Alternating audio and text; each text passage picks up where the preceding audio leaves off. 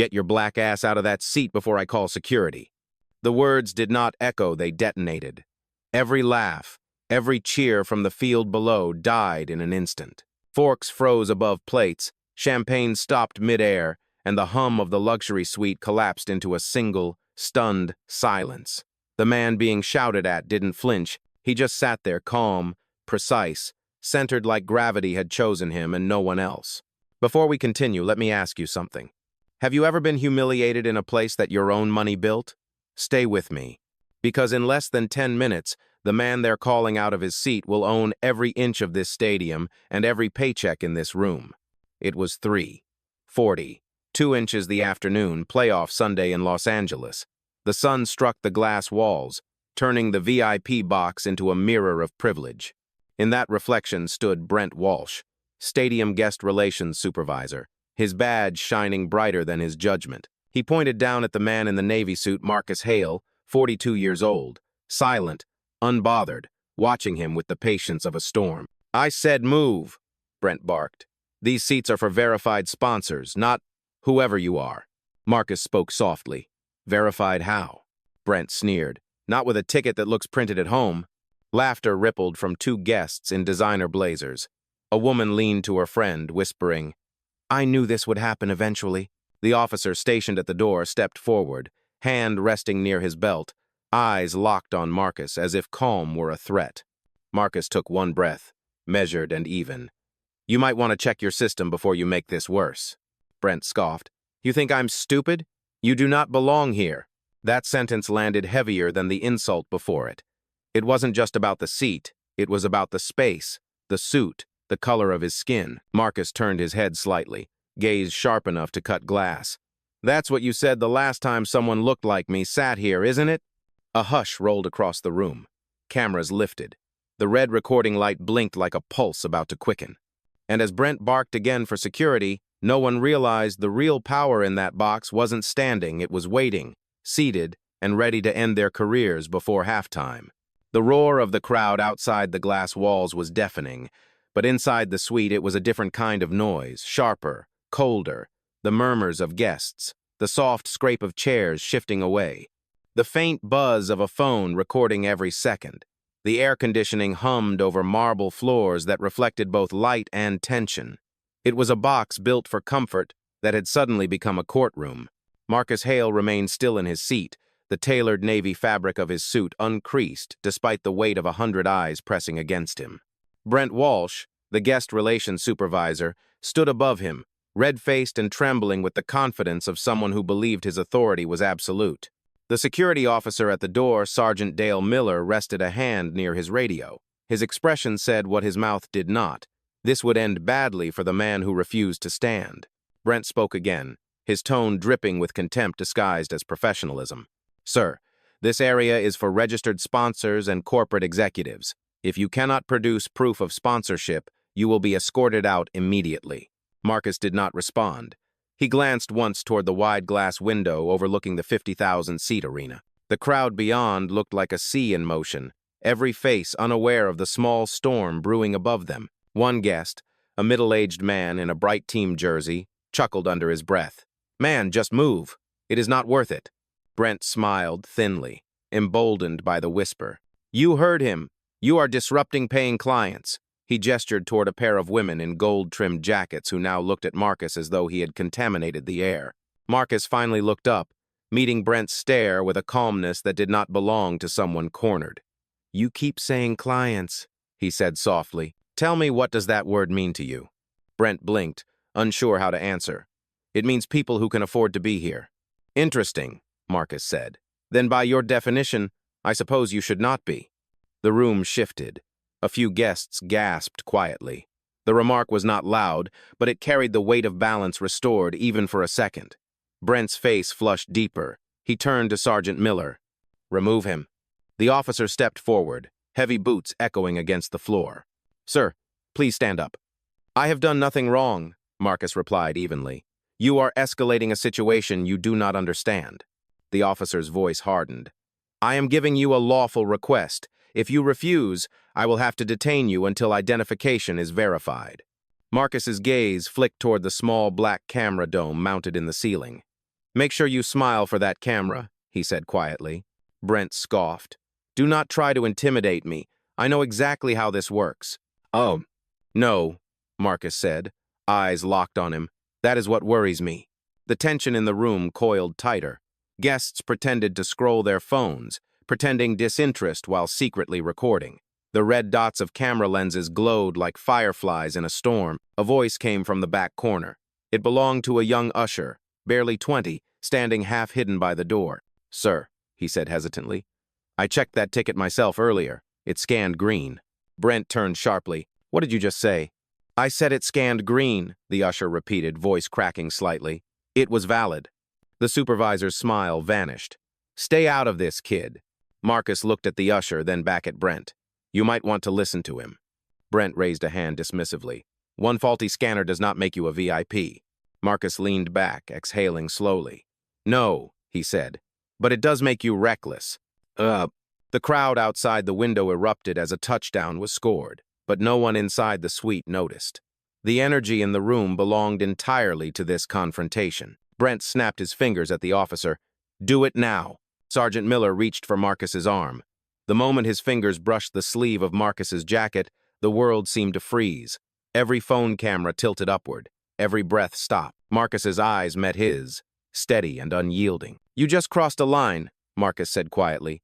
I suggest you remove your hand. The officer hesitated, not because of fear, but because of the certainty in Marcus's tone. Brent saw the hesitation and barked, Do it. Marcus slowly reached into his jacket pocket, every movement deliberate.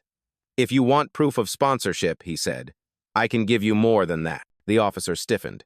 Do not reach into your jacket. But Marcus was already pulling something out, a slim black leather wallet embossed with a silver emblem.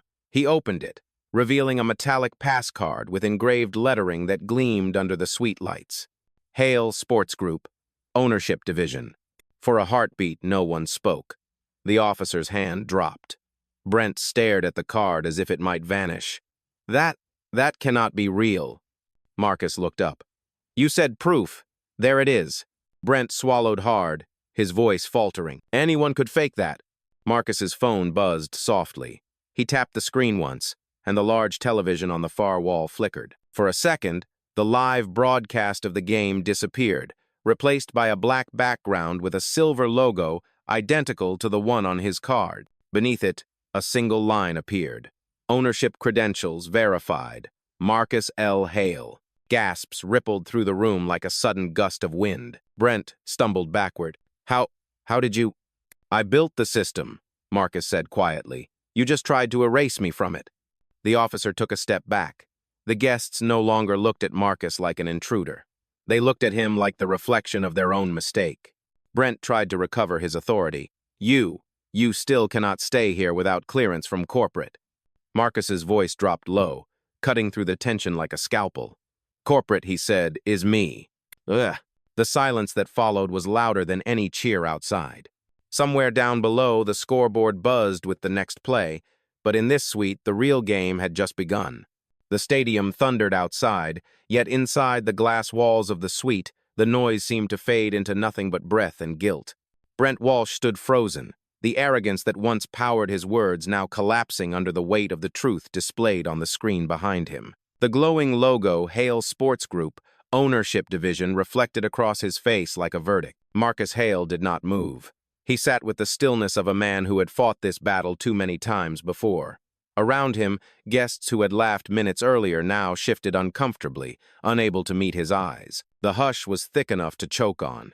Even Sergeant Miller, the officer who had nearly grabbed Marcus by the arm, now stood straighter, uncertain, hands hovering away from his belt. Then Brent spoke again, his voice strained, desperate to regain some control. I do not care what that screen says. We have procedures, and your name was not on the list this morning. Marcus looked at him calmly. Then your list is wrong. You could have hacked it, Brent snapped. You people are good with technology. The phrase landed like a slap, heavy and unmistakable. The air turned electric. One of the guests, a woman with a pearl necklace and a tremor in her voice, whispered, Did he just say you people? Marcus's expression did not change, but his voice carried more steel now. You mean black people? Brent's mouth opened, then closed. But it was too late. The words had already done their damage.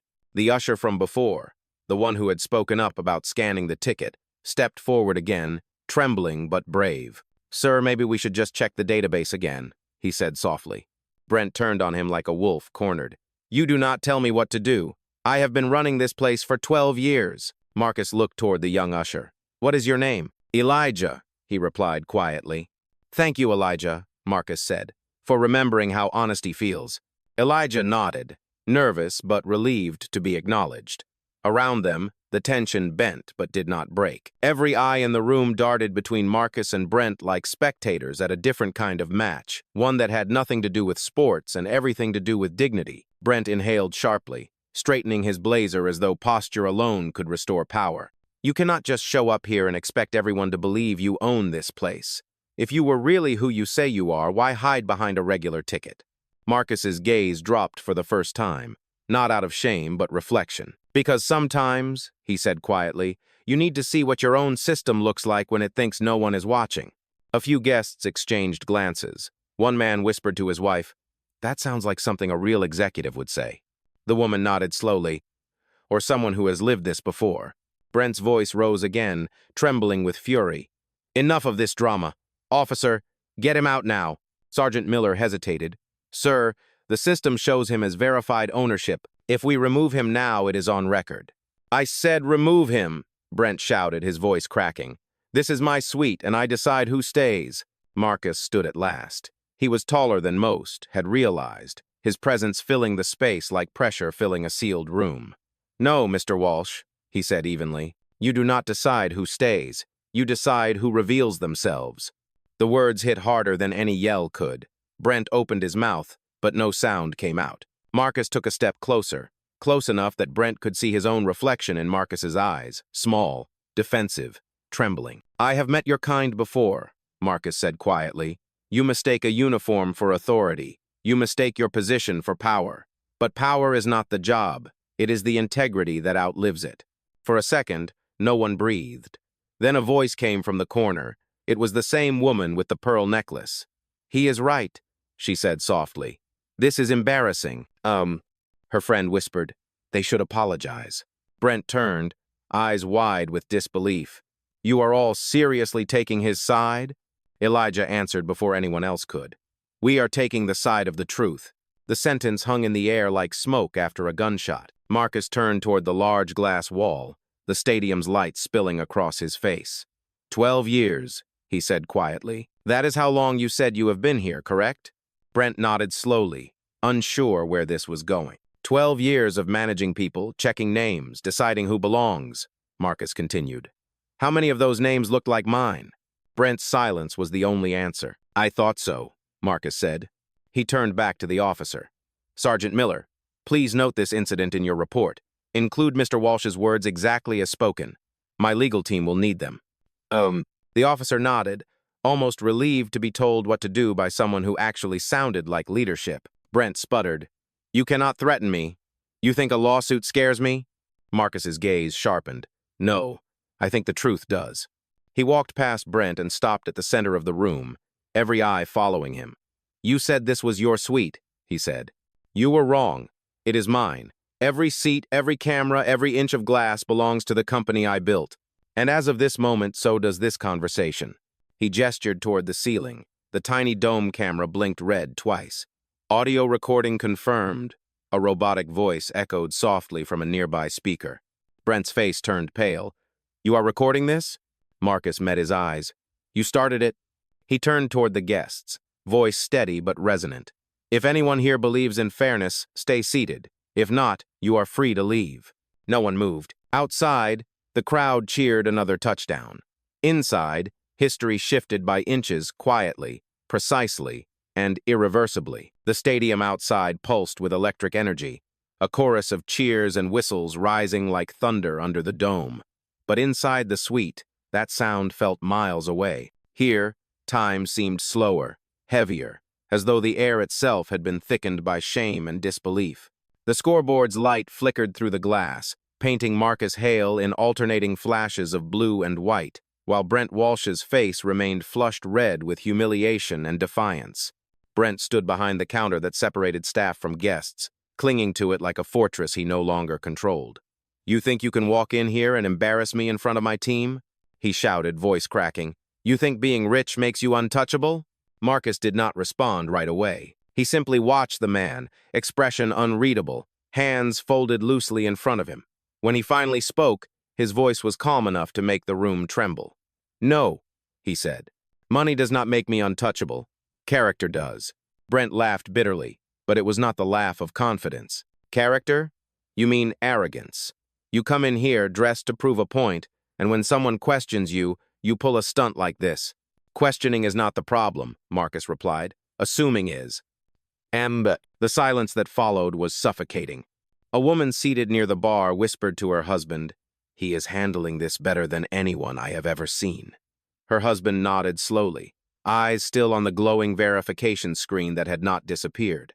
The officer, Sergeant Miller, shifted uneasily. "Sir," he said to Marcus, "for the record, I believe there has been a misunderstanding. I can contact stadium operations to confirm your credentials." Marcus looked toward him. "You can," he said, "but the system already has." Brent slammed his palm onto the counter. "Enough with the theatrics. You think a fancy screen and a few words make you somebody?" Marcus tilted his head slightly. "Not somebody, the owner." Brent froze. The sound of his breathing filled the space like static. "You are lying." Marcus's tone did not change. "Then call corporate. Tell them Marcus L. Hale is lying." Brent hesitated. The phone on the counter seemed to grow heavier in his hand. Around him, the guests waited, their eyes flicking between the two men. Elijah, the young usher, took a cautious step forward. "Mr. Walsh," he said softly, "you really should make that call." Brent turned on him. "I told you to stay quiet." Elijah did not back down. "Sir, I am just trying to do what is right." Brent's voice rose, desperate and uneven. "What is right is following orders." Marcus interjected, his voice low but commanding. "No, Mr. Walsh, what is right is recognizing when your orders are wrong." He walked closer to the counter, each step slow, deliberate.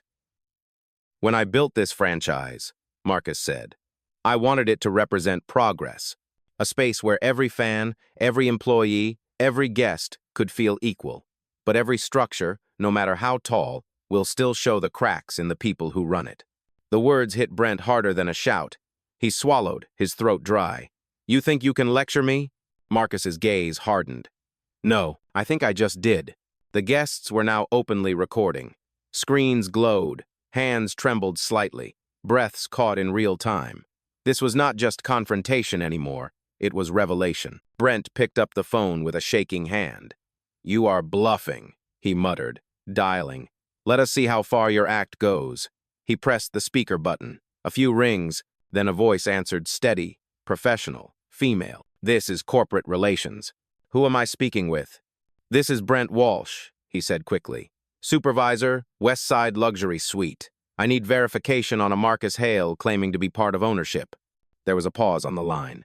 Then the woman spoke again, her tone changing instantly. "Mr. Hale is not part of ownership," she said. "He is ownership." The silence in the suite broke like glass. Someone gasped. The officer looked down. Elijah's eyes widened. Brent's voice cracked. "That cannot be right. He walked in alone. No security detail, no badge." The voice on the phone interrupted. "Mr. Hale prefers to experience the fan side of operations unannounced. It is part of his annual audit. You should have received an internal memo this morning." Brent's grip on the phone weakened. "I did not see one." "Then you will need to speak with human resources immediately," the woman said. "Please inform Mr. Hale that corporate will follow up with him directly." The line clicked. Brent stood motionless, staring at the phone as though it had just betrayed him. Marcus stepped closer, his presence measured but commanding. "You wanted verification," he said quietly. "Now you have it." Brent looked up, voice barely audible. "You set me up." Marcus shook his head slowly. "No, you exposed yourself." Elijah exhaled audibly, a mix of relief and disbelief. The guests exchanged glances, guilt, sympathy, awe. One woman whispered, "I cannot believe this just happened." "Oh." Marcus turned toward the group. "You do not need to believe it," he said. "You just need to remember it." He faced Brent again. "Do you know what the real cost of prejudice is, Mr. Walsh? It is not lawsuits. It is not scandal. It is the moment you realize that the very person you tried to humiliate could have taught you something better. Brent's eyes glistened. He wanted to speak, but the words refused to come. Marcus adjusted his cufflinks, the motion slow and deliberate. You said earlier that you have worked here 12 years. That means you have had 12 years to treat people right, 12 years to learn respect. You chose not to. He paused, his gaze unwavering. Now it is my turn to choose. A small chime sounded from Marcus's phone. He glanced down at the screen, then looked back at Brent. The board meeting just ended, he said. Effective immediately, all department supervisors are to be placed under temporary review pending investigation. Oh, Brent blinked. You cannot do that. Marcus's voice was calm, final. I already did.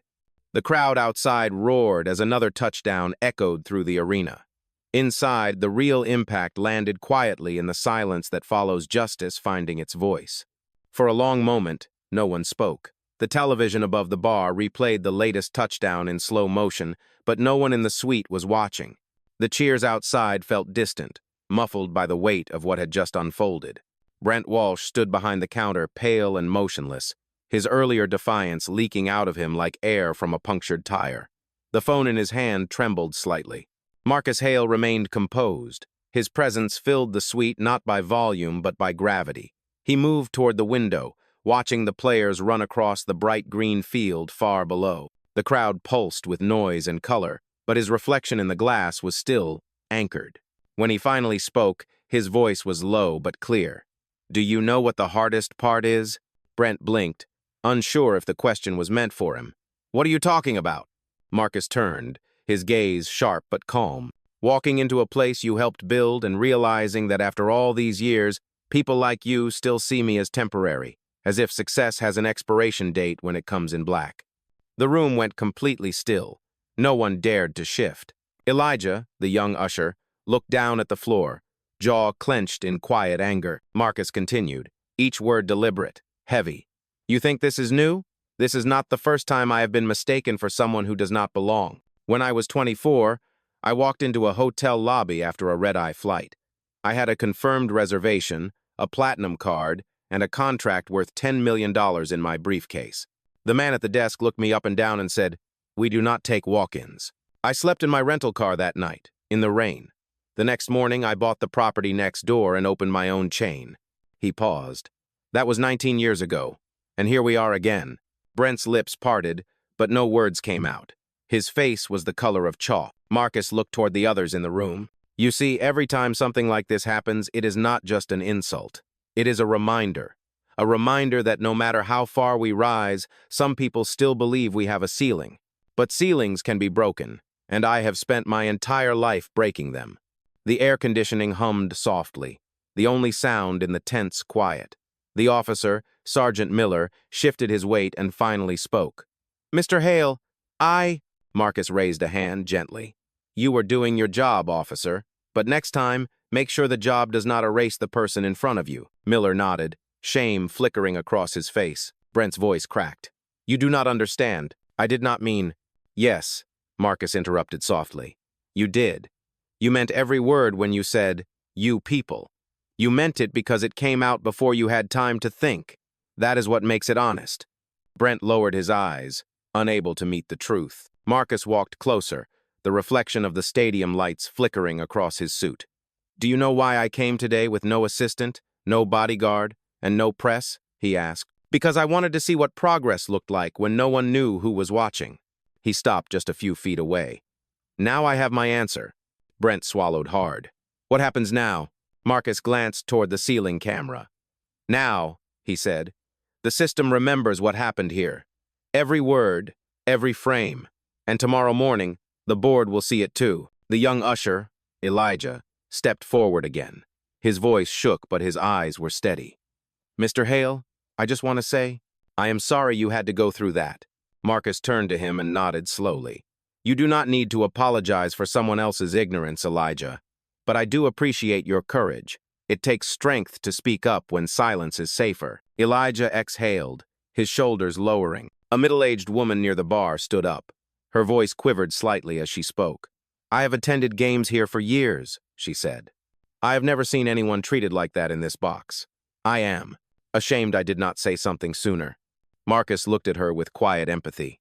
"It is not too late to start," he said. Brent, still frozen, muttered under his breath, "This is ridiculous. One mistake, and my career is over." Marcus's tone stayed calm, even as the truth cut clean. "It is not one mistake, Mr. Walsh. It is 12 years of unchecked habits disguised as policy. It is every nod you gave when someone else was humiliated. It is every time you thought silence was neutrality." He paused, his voice lowering. "That silence is what built this moment." Outside, the stadium erupted in celebration again, but the sound now felt hollow, meaningless compared to the quiet justice unfolding inside. Marcus turned back toward the window, watching the field but seeing something far older than the game. "When I was 16, he said softly, "I watched my father get stopped outside a stadium not much different from this one. They told him his ticket was fake. He never raised his voice. He just said, 'One day, we will own the seats they said we did not deserve.'" He turned around, eyes locked on Brent. He was right. Brent's composure finally cracked. His shoulders sagged, and for the first time, his voice carried something human fear. "So what are you going to do to me?" Marcus looked at him, unblinking. "Nothing that you did not do to yourself." He walked past the man, every step echoing with quiet authority. "By the time I am done," he said, "you will not remember this as a punishment. You will remember it as a lesson." The doors to the suite opened as a member of stadium security entered, eyes scanning the scene. "Mr. Hale," he said quickly, "corporate called ahead. They asked if you require assistance." Marcus turned slightly, his voice calm but decisive. "Yes," he said. "Escort Mr. Walsh to Human Resources, and make sure his exit is as public as his words were." Brent's eyes widened, disbelief turning to panic. "Wait, you cannot—" Marcus's tone cut through the noise like thunder. "You are done here." The guard hesitated, then stepped forward. Brent stumbled as he was led toward the door, his protest swallowed by the murmur of guests and the distant roar of the crowd. Marcus watched him leave, then turned back toward the window once more. The game continued, but for the first time, the stadium felt silent. In that silence, one truth stood tall. Dignity does not need applause. It only needs to stand its ground. The news spread through the stadium faster than the echo of a touchdown. What had begun as a private confrontation inside one luxury suite was now trickling into every corridor, every staff channel, and every break room monitor across the arena. The name Marcus Hale flashed through whispered conversations like static electricity. Some called it rumor. Others called it justice, finally showing its face. Back inside the suite, the air felt cleaner, but the tension had not disappeared. It had only changed shape. The guests sat quietly, their earlier arrogance replaced by a heavy kind of silence. Brent Walsh was gone, escorted by security down a private hallway. The officer, Sergeant Miller, remained near the door, his posture careful, his gaze fixed on the floor. Marcus Hale stood by the wide window again, watching the movement of 50,000 fans below. The cheers rose and fell like waves, oblivious to the shift in power above their heads. The glass reflected him faintly, a man both present and ghost-like, the architect of a moment no one would forget. He turned toward the room. "Elijah," he said, his voice calm but firm. "How many supervisors work under Mr. Walsh?" Elijah hesitated, unsure if he should answer.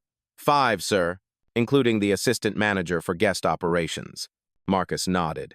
"Find them. Tell them to report here immediately." The young usher blinked. "Right now?" "Yes," Marcus said. "Right now." Elijah hesitated only a second before hurrying out the door. The other guests exchanged nervous glances. A woman whispered, "Is this really happening?" Her friend replied softly, "I think this is what accountability looks like." Sergeant Miller cleared his throat, his tone cautious. "Hale, if I may ask, are you planning to terminate the entire team?"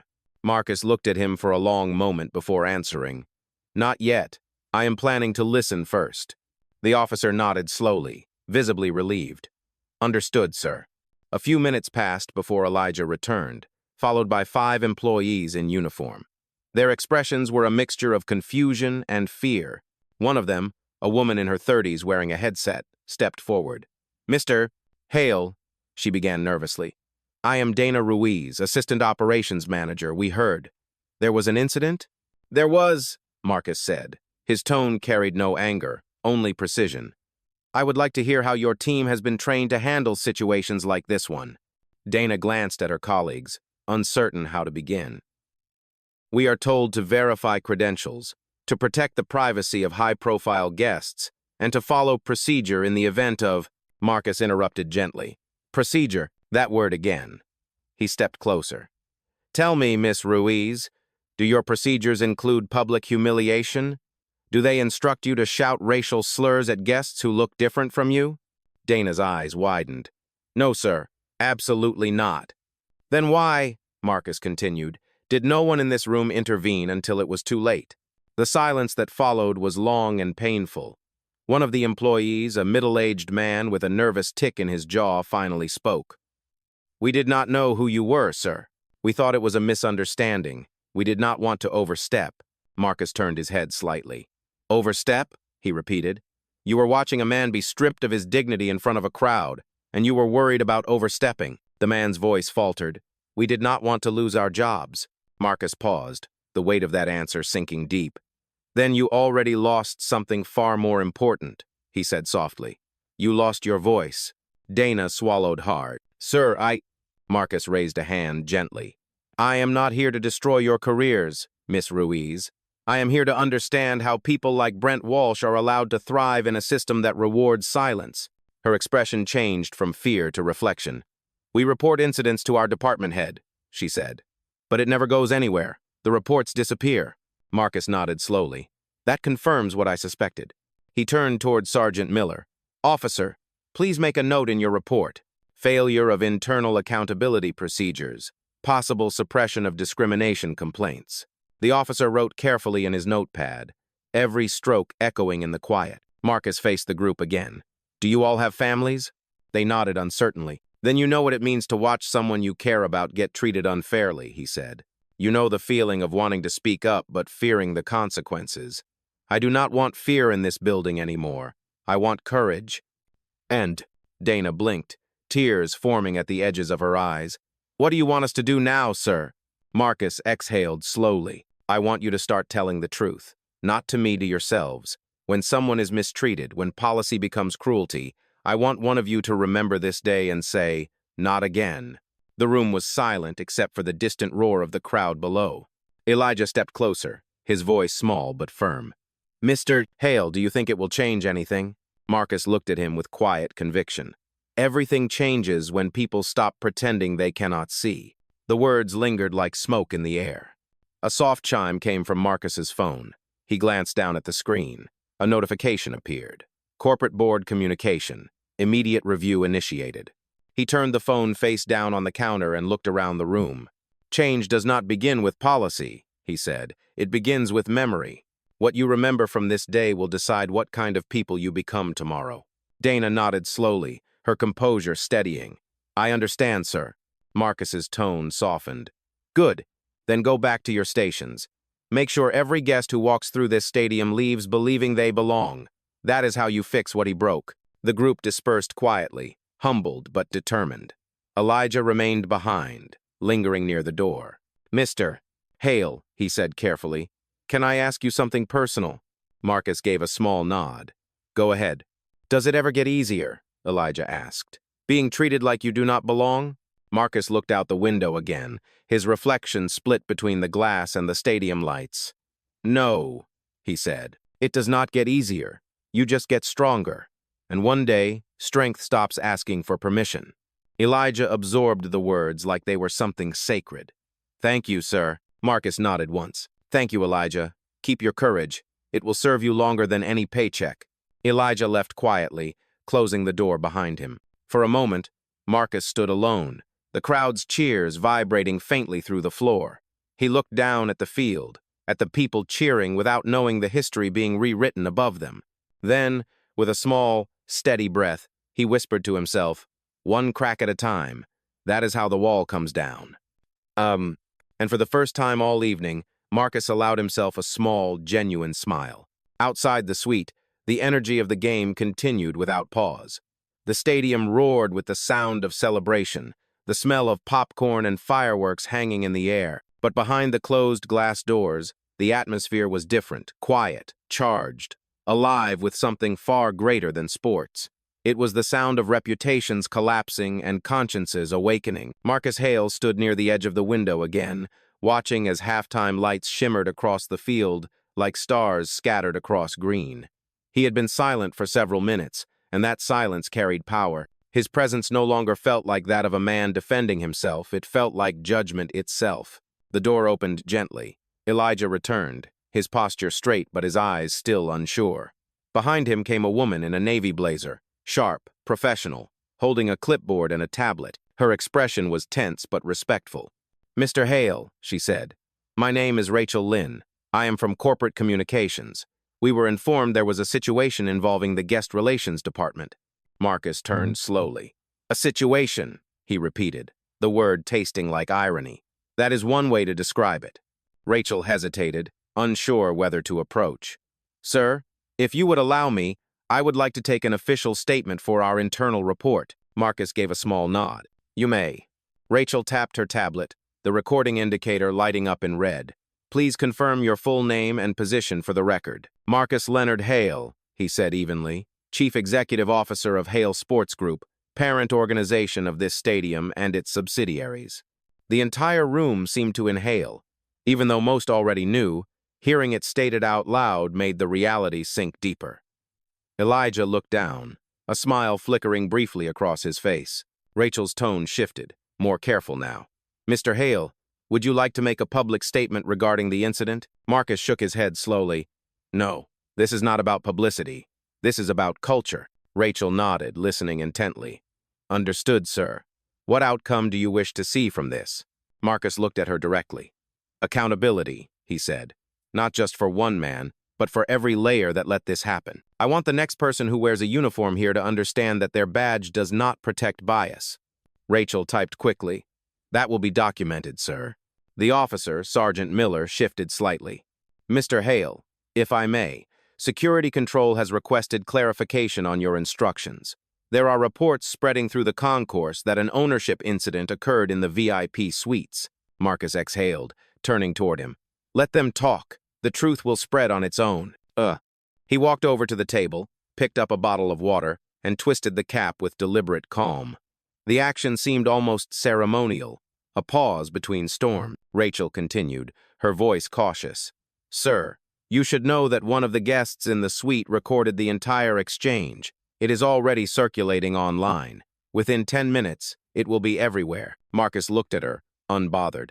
"Then let it be everywhere." Rachel blinked. "You do not want us to suppress it?"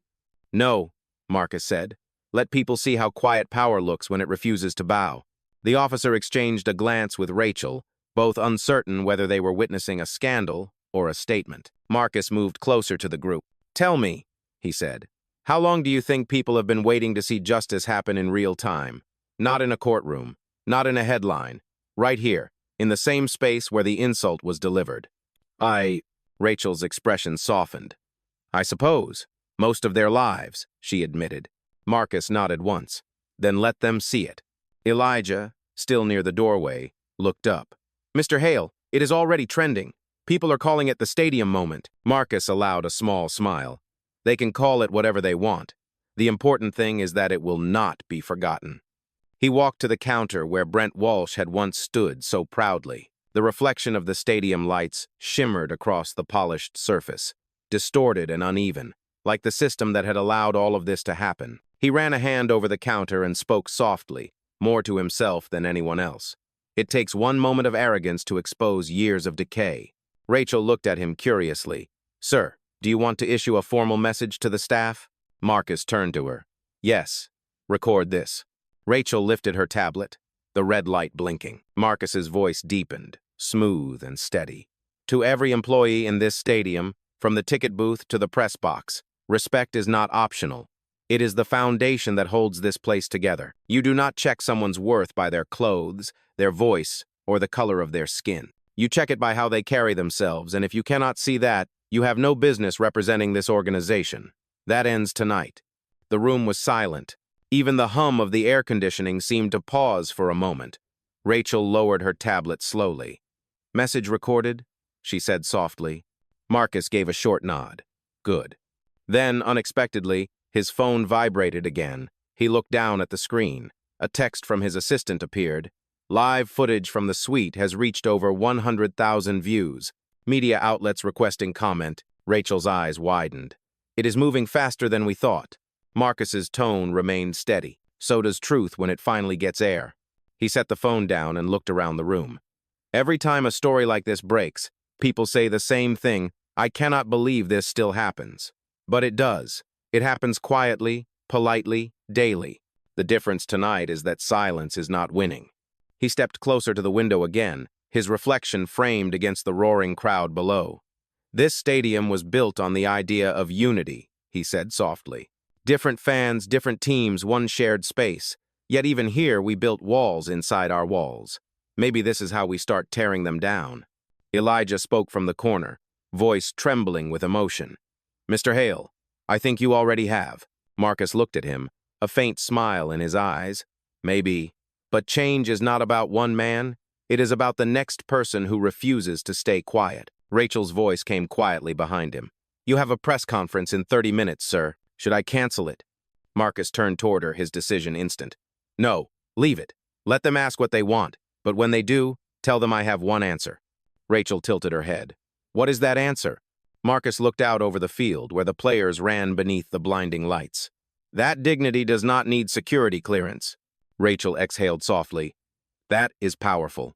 It is truth, Marcus said. And tonight, truth finally got good seats. He turned away from the window and walked toward the door, his steps measured, his posture straight.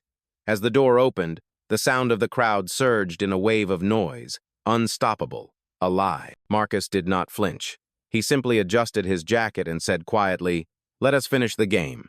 And as he stepped out of the suite, the cameras followed. When Marcus Hale stepped out of the suite, the hallway felt like a living organism buzzing, whispering, pulsing with energy that had nothing to do with the game anymore. The walls themselves seemed to hum with the echo of what had just happened. Employees stood frozen, pretending to check their radios, their eyes flicking toward him as he passed. Some looked guilty, some looked inspired. All of them looked changed. Behind him, Rachel Lynn followed at a careful distance, her tablet still recording notes, her professionalism barely hiding the awe in her face. The officer, Sergeant Miller, had returned to his post but kept a respectful distance, like a soldier guarding history. Halfway down the corridor, Marcus stopped. Ahead of him, a group of staff members stood whispering near the concession stand, 2 ushers, a floor supervisor, and a security guard. The moment they saw him, the conversation cut off. The older man in the group, wearing a headset and a crisp uniform, straightened immediately. "Mr. Hale," he said, voice nervous, "we were just discussing the situation in Suite 12. Marcus looked at him evenly. "Then let us discuss it together." The man hesitated. "Sir, we did not mean any disrespect. We were just surprised." "Surprised that I exist," Marcus said. His tone was not angry, but it was sharp enough to slice through the air. "No, sir," the man stammered. "Just surprised at how fast everything happened."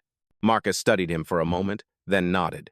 "That is fair. Change always feels sudden to those who ignored the warnings." The younger usher, barely out of college, swallowed hard and spoke up. "Sir, everyone's talking about it. The video is everywhere. People are saying you were disrespected in your own building." Marcus nodded once. "People are right." The security guard shifted awkwardly. "They are saying the guy who did it, Walsh, is finished. Fired. Gone for good."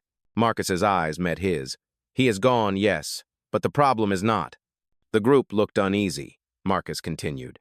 "When someone says something hateful, you do not just remove them and call it progress. You look at the silence that surrounded them and ask why it stayed so quiet." Rachel stepped forward slightly. "Mr. Hale, the corporate department has received over 200 internal messages already. Half of them are apologies. The other half are thank yous." Marcus allowed himself a small breath of relief. "Then at least they are speaking." He looked back at the group. "Tell your colleagues something for me. Tell them that silence is not loyalty. It is complicity." The older man nodded, his voice low. "Yes, sir. We will." Marcus started walking again. Each step echoed off the concrete floor, steady and deliberate. He was not walking away from conflict, he was walking deeper into the heart of it. When he reached the end of the corridor, he found himself facing a wide staircase that overlooked the main concourse. Below, Fans moved like a river of color, laughter mixing with the smell of food and the bass-heavy music blaring through the speakers.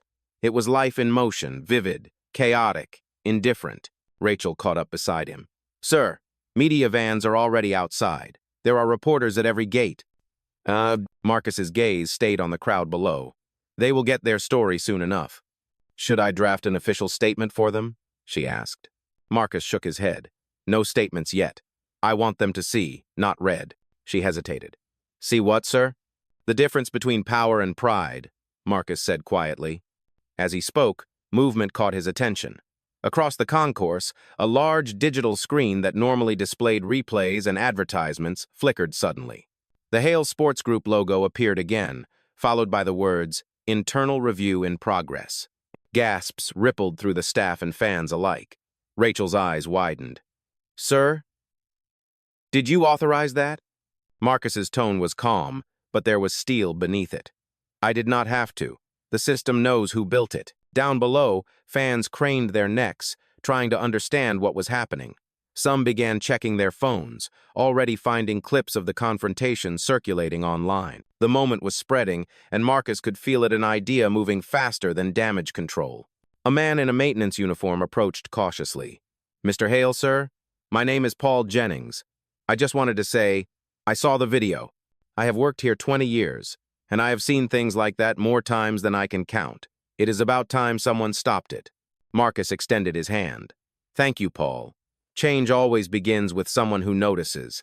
The man shook his hand firmly, emotion in his eyes. "You got a lot of people talking, sir, and not just here. Folks online are saying this is a turning point." Marcus smiled faintly. "It is only a turning point if we keep turning." Rachel's phone vibrated again. She glanced at it, then looked up.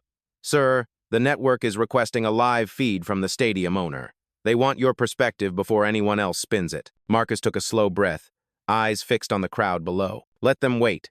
The truth does not rush." For a long moment, he said nothing. He just stood there, watching the thousands of faces, most of them unaware that they were standing inside a story that would change the rules of how places like this work. Then, softly, he said, "When I was a boy, my father told me that respect is not what people give you when they see you succeed. It is what they deny you when they assume you do not matter. That is when you learn who you are." Rachel turned toward him. "What do you want to do now, sir?" Marcus glanced at her. "I want to finish the night the way it should have started, by watching the game I helped build." He descended the stairs, each step measured, composed. As he reached the concourse, fans turned and whispered. Some recognized him, others only recognized the man from their screens. The whispers were not mocking now. They were reverent. A young boy wearing the team's jersey tugged at his father's sleeve. "Dad, is that the guy from the video?" His father nodded quietly. "That is the guy who owns the field." Marcus passed them with a small nod of acknowledgement. The boy smiled, wide-eyed, as if seeing something larger than fame, something closer to truth. As Marcus walked back toward the field entrance, he heard a chant begin somewhere behind him. It started small, uncertain, then grew stronger, spreading through the crowd like a tide. "Respect, respect, respect." The rhythm rolled through the stadium, echoing from section to section, rising above the commentary, above the blaring music, until it became a single, unified voice. Rachel looked at him in awe. "They are chanting for you." Marcus shook his head. "No, they are chanting for what they almost forgot." He paused at the edge of the field tunnel, the lights of the stadium blazing ahead. "Let them remember tonight." And with that, he stepped forward, the sound of the crowd swelling behind him, not as noise, but as a promise. The roar of the stadium washed over Marcus Hale as he walked through the tunnel, a wall of sound so powerful it felt alive. Every cheer, every echo of the chant "respect" seemed to vibrate through the concrete. Stadium staff stood along the sides, silent but wide-eyed, as the man they had once ignored now walked past them like a living reminder of what leadership truly meant. Marcus moved with quiet purpose, his polished shoes tapping against the floor in a rhythm steady enough to drown out the noise. At the far end of the tunnel, the view opened into the massive arena floodlights blazing, music pulsing, fans waving banners in celebration. Yet, for all the noise, he could feel the eyes turning toward him. A ripple spread through the stands as more people recognized the face from the video. Rachel Lynn walked several steps behind him, her tablet still recording every word and movement. The corporate communications team had joined by remote connection through her earpiece, whispering questions and updates, but she ignored them. This was no longer about damage control.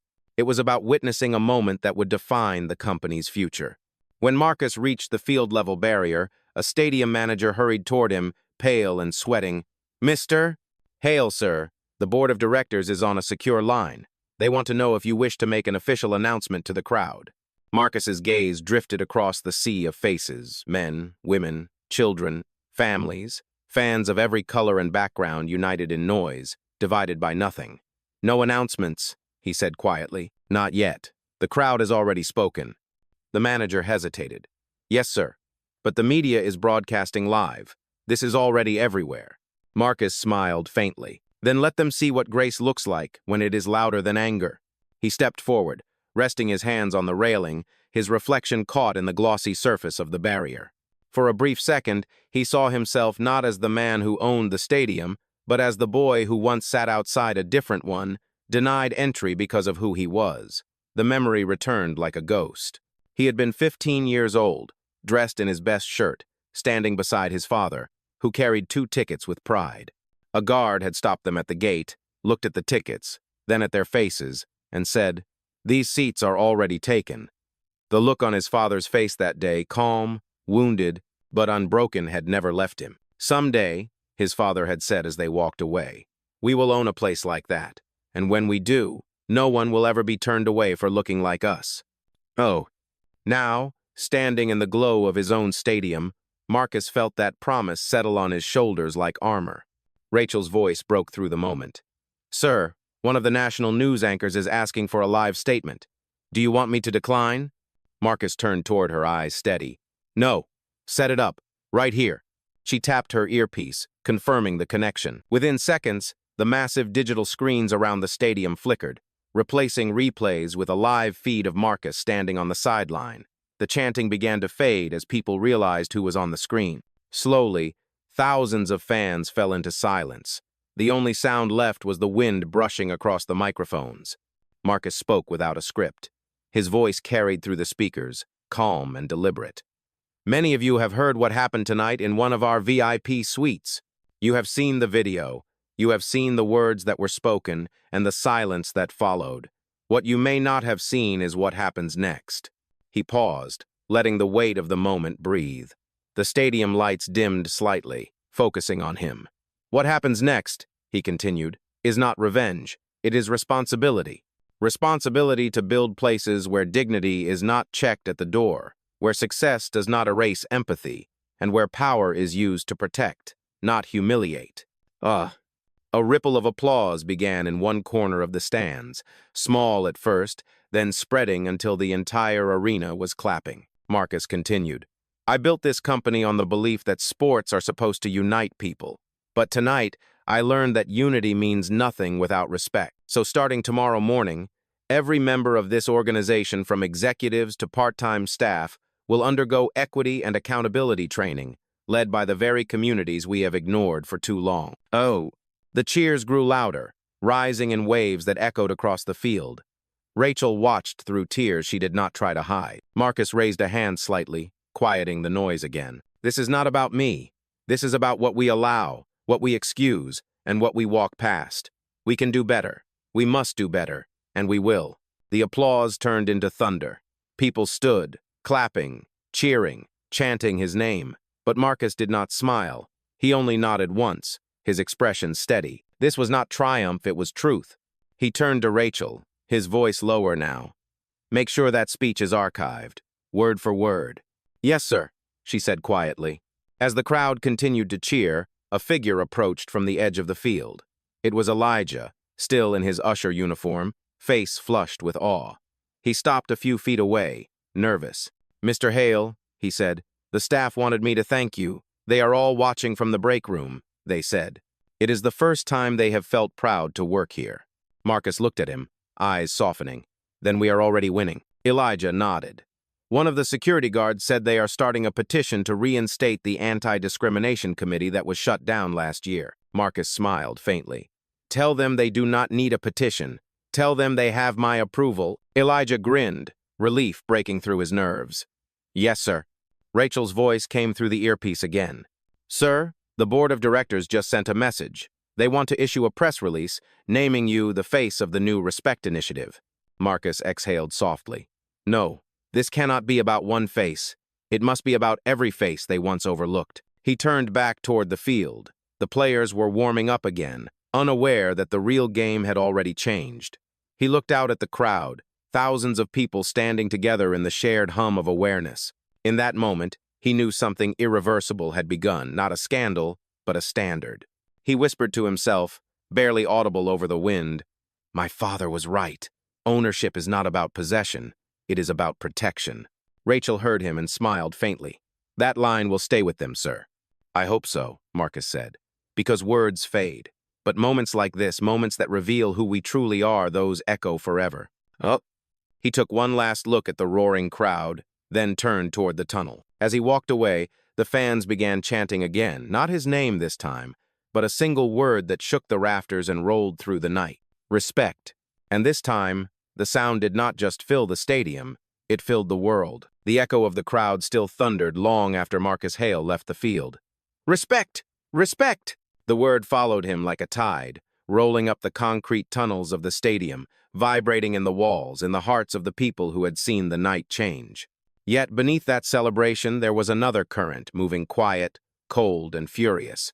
In a dim conference room, 2 levels above the suites, a handful of senior managers had gathered around a table, their faces lit by the glow of multiple phone screens. The live broadcast had ended, but the replay of Marcus's speech was everywhere. One man slammed his fist against the table. He just humiliated this entire department on national television. Another leaned forward, whispering sharply, "You are missing the point, David. He did not just humiliate us, he exposed how deep this problem goes. People online are asking why none of us spoke up. They are demanding resignations." How a woman in a tailored gray suit, Clara Benton, head of stadium operations, crossed her arms. "Do you think any of us will survive this without accountability? He is not going to stop at Walsh. You saw his face. He is coming for the entire chain of command." The room went silent. Each person knew she was right. Meanwhile, down in the main concourse, Marcus was walking back toward the elevators that led to the executive wing. Rachel Lynn stayed close, her tablet still blinking with incoming notifications. "Sir," she said softly, "the corporate board is requesting a live debrief in 15 minutes. They want to coordinate a full press strategy before tomorrow morning." Marcus pressed the elevator button and waited. "Tell them to wait," he said quietly. "You cannot control the truth once it is free. Let it breathe first." Rachel hesitated. "Understood, sir." The elevator doors opened, and they stepped inside. The hum of the machinery filled the silence. Marcus's reflection in the metal wall looked tired for the first time that evening, not defeated, just human. Rachel glanced at him carefully. "May I ask you something personal, sir?" Marcus nodded. "Go ahead."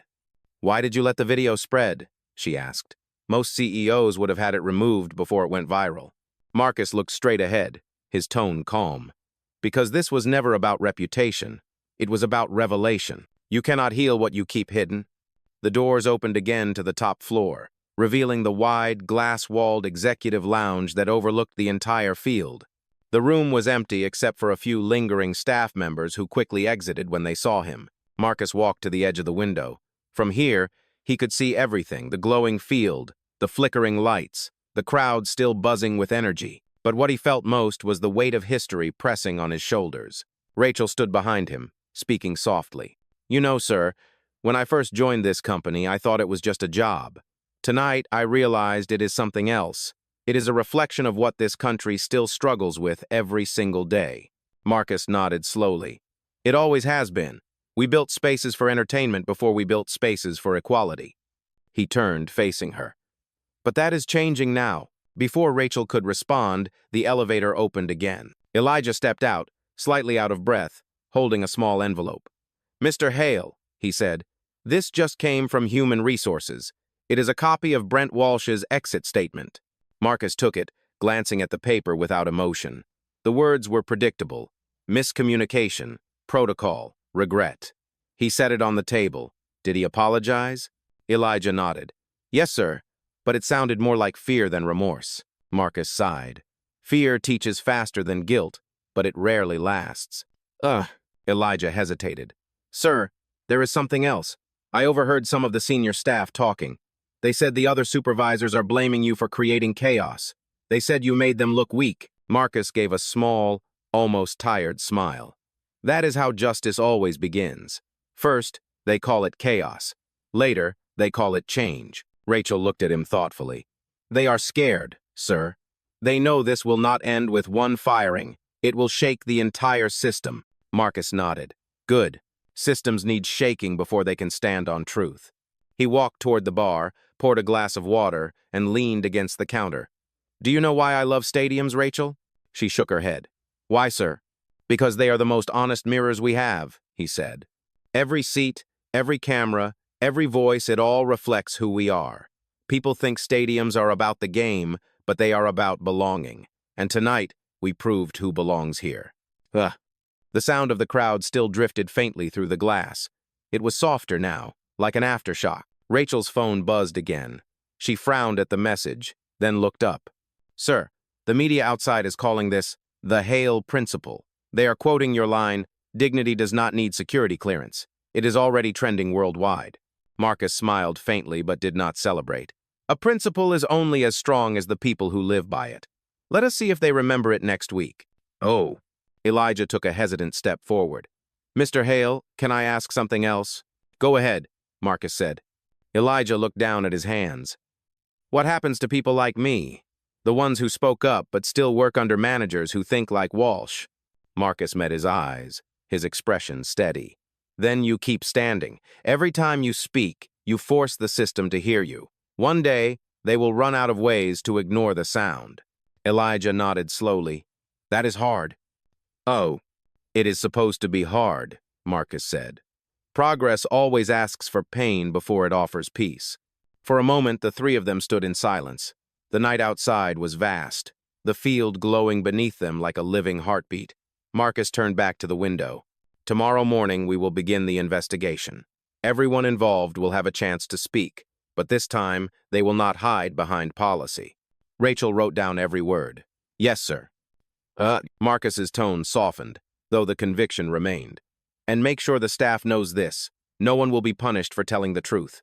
Not again. Not in my house. The sound of his words seemed to hang in the air, vibrating with purpose. Elijah exhaled, a faint smile breaking through. That is the kind of boss people dream about. Marcus looked out at the field again. No, Elijah. That is the kind of world people deserve. The lights across the stadium dimmed slightly, signaling the end of the game. Outside, fans began to pour toward the exits, their voices echoing through the concrete corridors. Yet somewhere in those fading sounds, the chant still lingered, carried by hundreds of people who refused to let it die. Respect, Rachel whispered softly, almost to herself. They will never forget tonight. Marcus placed a hand against the glass, watching his reflection merge with the glowing field beyond. Good, he said quietly, because forgetting is how injustice begins all over again. And with that, he turned away from the window. The night might have been ending, but the reckoning had only just begun. The game had ended hours ago, but the stadium refused to sleep. Outside, spotlights still swept across the night sky, and clusters of fans lingered in the parking lot, talking about what they had seen. Inside, most of the staff had gone home, yet the building still hummed with low electricity, the kind that follows an event too powerful to fade quickly. In the upper executive lounge, Marcus Hale sat alone. The glass walls looked out over a now empty field, lights dimmed to a soft amber glow. The silence was deep enough to hear the hum of the air vents and the ticking of the wall clock. For the first time that night, the noise was gone, but the memory was not. It pulsed quietly in his chest, somewhere between anger and relief. He leaned forward, elbows resting on his knees, eyes unfocused. The reflection in the glass showed not the CEO who had commanded an entire stadium, but a man weighed down by history his own, and that of everyone who had ever been told they did not belong. The door opened softly behind him. Rachel Lynn stepped in, her shoes barely making a sound on the polished floor. "Sir," she said quietly, "the board meeting for tomorrow has been postponed. The members said they want to give you space after tonight." Marcus did not turn around. "Space is not what I need, Rachel." She hesitated. "What do you need, sir?" He finally spoke, voice low and even. "Silence." Rachel frowned. "Silence?" Marcus nodded. "Yes, not the silence that hides truth, but the kind that lets you hear it." He stood and walked toward the window, hands in his pockets. "You know, I have been in hundreds of meetings, given dozens of speeches, written pages of policy. None of it felt as loud as that one sentence he said to me. You people do not belong here. That one sentence has been echoing in my head for hours." Rachel stepped closer. "It was hateful, sir, but you answered it with dignity. Everyone saw that." Marcus shook his head slowly. "That is the point, Rachel. Everyone saw it tonight. But what about the moments no one records? What about the people who do not have the chance to answer it with dignity because they have bills to pay, or children to feed, or no one to believe them?" His voice softened, but the pain beneath it was unmistakable. "Those are the people I was thinking about when I sat in that seat. I wanted to know if the system had changed since I built it. I wanted to believe it had." Rachel said nothing. There was nothing to say. He turned toward her, eyes tired but sharp. "When I was young, my mother told me that the worst kind of pain is not being hated, it is being invisible. That is what prejudice really does. It makes you disappear in plain sight." Rachel lowered her gaze. "That is a powerful truth, sir." Marcus exhaled slowly. Powerful truths are never comfortable ones. He walked back to the center of the room, the sound of his footsteps the only rhythm. The world outside seemed frozen, as if even the night had paused to listen. "Do you know what kept me calm tonight?" he asked. Rachel shook her head. "The silence before I spoke," he said. "That moment when the entire room waited to see what I would do. In that silence, I remembered every time someone had shouted at me, dismissed me, underestimated me, and I realized anger would have proven them right. Silence made them listen." Rachel nodded slowly, her voice soft. "It was powerful. You controlled the entire room without raising your voice." Marcus gave a faint smile. "Control is an illusion, Rachel. All I did was remind them who they were looking at." The two of them stood in quiet for several minutes. The low hum of the stadium lights was the only sound. Outside, the field glowed faintly beneath the night sky, a place built for noise now reduced to meditation. Rachel finally spoke again. "Sir, the footage from tonight has surpassed 5 million views. It is trending on every major platform. People are calling it a masterclass in composure." Marcus's tone was calm but distant. "They are missing the point. It was not composure, it was exhaustion." Rachel blinked. "Exhaustion?" "Yes," Marcus said quietly. "Exhaustion from having to prove worth, from having to turn every insult into a lesson, from having to be calm just to survive in rooms that were built to test your patience." His voice dropped lower. "Sometimes silence is not peace. It is endurance." Rachel felt her throat tighten. She had seen powerful men before, but none who carried power with such visible weariness. Marcus walked toward the bar and poured a glass of water, staring into it as though it could offer answers. "Every black man who makes it to the top learns 2 languages, he said softly. "The language of success and the language of restraint. Tonight, I had to speak both at once." He turned back to the window, eyes reflecting the dim stadium lights. "And yet I am grateful, because now no one can say they did not see it. No one can claim ignorance anymore." Rachel spoke gently. "You have changed something tonight, sir. People will remember this for years." Marcus nodded, but there was no triumph in his expression. Memory is only useful if it becomes action. Otherwise, it is just nostalgia dressed as virtue. He walked back to his chair and sat down again, folding his hands together. "Tomorrow morning there will be headlines. They will praise me for staying calm, for being graceful, but they will not ask why I had to be." Rachel's voice trembled slightly. "Then what do you want them to ask, sir?" Marcus looked at her. "I want them to ask what kind of world still makes grace look like defense." The clock ticked softly in the background. The words hung in the air like smoke that refused to fade. For a moment, the silence returned, heavy, sacred, necessary. It was not the silence of defeat, but of understanding. The kind that comes after the storm, when the wind has calmed, but the damage still lingers in the air. Rachel finally gathered her courage. What will you do next, sir? Marcus's answer came without hesitation. Listen. To whom? She asked quietly. To everyone who has been waiting for a moment like this, he said, and to those who are still afraid to speak. He stood again, his reflection tall against the window. The fight tonight was not mine alone. It never was. It belongs to every person who has ever been told they were too loud, too proud, too different. I just gave that silence a microphone. Rachel watched him, her voice barely a whisper. You did more than that, sir. You gave it a face. Marcus turned slightly, his eyes distant but steady. Faces fade, Rachel. Principles last. Outside, a single spotlight still glowed over the empty field, casting one final beam of light through the glass. Marcus stared at it for a long time, then spoke in a near whisper. Tonight was not victory. It was the sound of change learning how to breathe. And with that, he closed his eyes, letting the silence speak for him. Morning arrived like a slow confession. The first rays of light spilled through the glass walls of the stadium, cutting across rows of empty seats and painting them gold.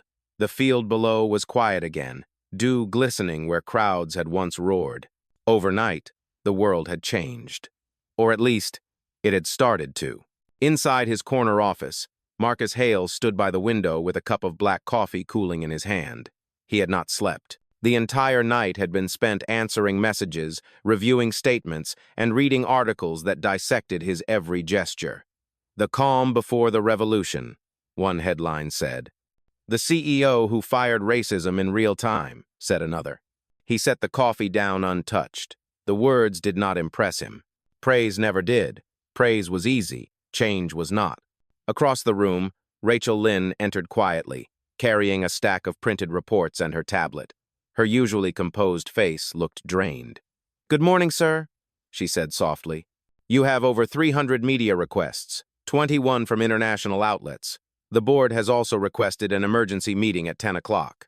Marcus turned slightly. His voice was calm but tired. Tell the board I will join them in 15 minutes. Let the media wait. Rachel hesitated. They are not going to wait long. Every network wants a quote. They are saying your speech was the defining moment of the season. Marcus gave a faint, humorless smile. Then let them define it. I have no interest in becoming a spectacle. She placed the reports on his desk. These are preliminary updates from Human Resources. Internal audits began at 6 o'clock this morning. 3 department heads have already resigned. 2 others have requested leave pending investigation.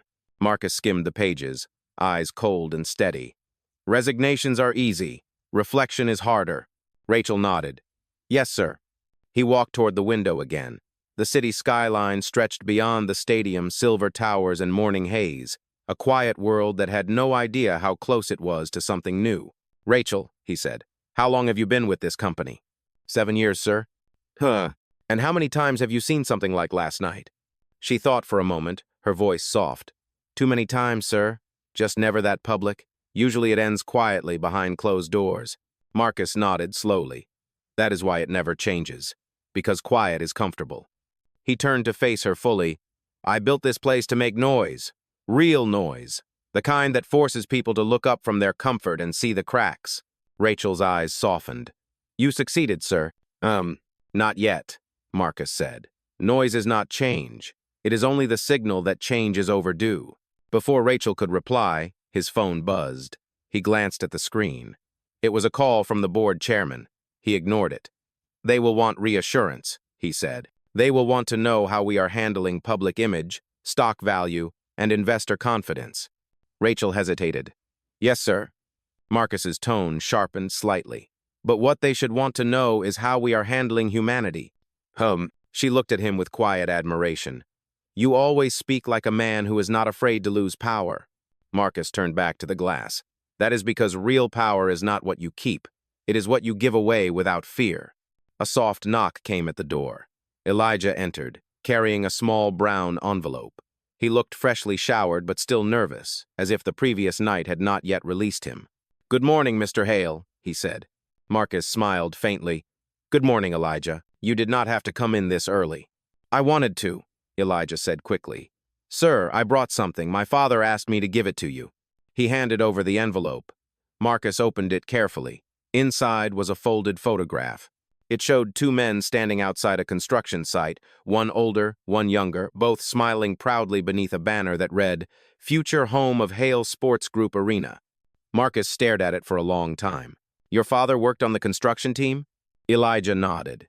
"Yes, sir. He said when the building was finished, he stood out in the parking lot and told me, 'One day, someone who looks like us will run this place.' When I saw you last night, I realized he was right." Marcus's voice dropped to a whisper. "Tell your father he was part of something bigger than concrete and steel." Elijah smiled shyly. "He said the same about you." "Oh." Marcus set the photo on his desk carefully, as if it were fragile. "Thank you, Elijah. You reminded me why we built this in the first place." Elijah hesitated at the door. "Sir, everyone in the employee chat is asking one thing. They want to know if you are really going to fire the whole team that stood by and said nothing." Marcus thought for a long moment before answering. "No, I am not going to fire silence. I am going to teach it how to speak." Elijah nodded slowly. "That sounds like something my father would say." Marcus smiled faintly. "Then your father and I would get along." Elijah left quietly, and the room fell back into calm. The photograph on the desk caught the sunlight, the faces of the two men glowing softly in reflection. Rachel broke the silence. "Sir, the Respect Initiative draft is ready for your approval. Would you like to review it now?" Marcus shook his head. "Later. I already know what it should say." She tilted her head slightly. "What should it say?" "It should say that respect is not a policy," Marcus said. "It is a practice, and it starts with listening." He looked at the clock. "Time for the board." Rachel gathered her things and followed him out of the office. As they walked down the corridor, staff members rose from their desks when he passed. Some smiled, some simply nodded in silent gratitude. For the first time in years, the building felt alive with purpose instead of fear. When they reached the conference room, Marcus stopped before the glass doors. Inside, 12 executives sat waiting, faces tense, laptops glowing. Their world was about numbers. His was about truth. He turned to Rachel before entering. "No matter what happens in there," he said, "make sure they understand one thing." "What is that, sir?" she asked. "That last night was not a scandal," Marcus said quietly. "It was a mirror." He pushed the door open and stepped inside. The chatter stopped instantly. The air tightened with anticipation. Marcus placed his phone face down on the table and looked each director in the eye. "Let us begin," he said. "We have a culture to rebuild." Outside, sunlight flooded through the tall windows of the stadium, falling across the field that was no longer just a place for games, but the birthplace of something larger than sport, something that sounded like truth, something that felt like healing. The boardroom was bright with morning light, but the mood inside was anything but warm. 12 executives sat around the long oak table, eyes darting between the folders in front of them and the man at the head of the table, Marcus Hale. He had not raised his voice once since the meeting began, yet every word he spoke felt like a verdict being handed down. Rachel Lynn sat 2 seats behind him, tablet poised, recording every exchange for the internal archive. The silence was sharp enough to hear the hum of the overhead lights. Marcus looked up from a file, his gaze calm but unwavering. "Before we discuss damage control, let us talk about damage recognition. Does anyone in this room deny what happened last night?" No one spoke. The sound of paper shifting filled the air. "Nervous, fragile," Marcus continued. "Good. Then we begin with honesty. Because until this company learns to call a wound by its name, it will keep bleeding in silence." A man in a gray suit, Harold Vance, chief financial officer, cleared his throat carefully. "Mr. Hale, no one is denying that the situation was mishandled. But with all due respect, the public perception is volatile. Our sponsors are calling. They are nervous. They want assurance that you are not about to dismantle the system that keeps this place running." Marcus's tone was quiet, deliberate. "If the system can collapse under the weight of accountability, then it was never built to stand." A few of the directors exchanged uneasy glances. The head of marketing, a woman named Denise Carter, leaned forward. "Sir, I agree that what happened was unacceptable, but the internet moves fast. In a week, people will be talking about something else. Maybe it is best if we issue a formal apology, hold some sensitivity workshops, and let it settle." Marcus turned his head toward her. "Let it settle?" His voice stayed even, but the power in it filled the room. "Tell me, Miss Carter, how many times have we let things settle before? How many incidents never made it to the cameras? How many employees went home humiliated because they did not have my last name or my title to protect them? Denise lowered her gaze. I did not mean, Marcus cut her off gently. You meant to move past it quickly. That is what everyone means when they say settle. But speed is not the same as progress. The board sat in tense silence. No one dared to meet his eyes. Marcus leaned forward slightly, folding his hands together on the table. For 12 years, this organization has preached excellence. But excellence without empathy is arrogance. And arrogance is what brought us here. Harold spoke again, his voice careful. Mr. Hale, with all due respect, investors are threatening to pull out. Our market value dropped 4% overnight. People are asking if you acted emotionally instead of strategically. Marcus smiled faintly. Emotionally? You mean humanly? He paused, then continued. Do you think I fired Brent Walsh out of anger? No.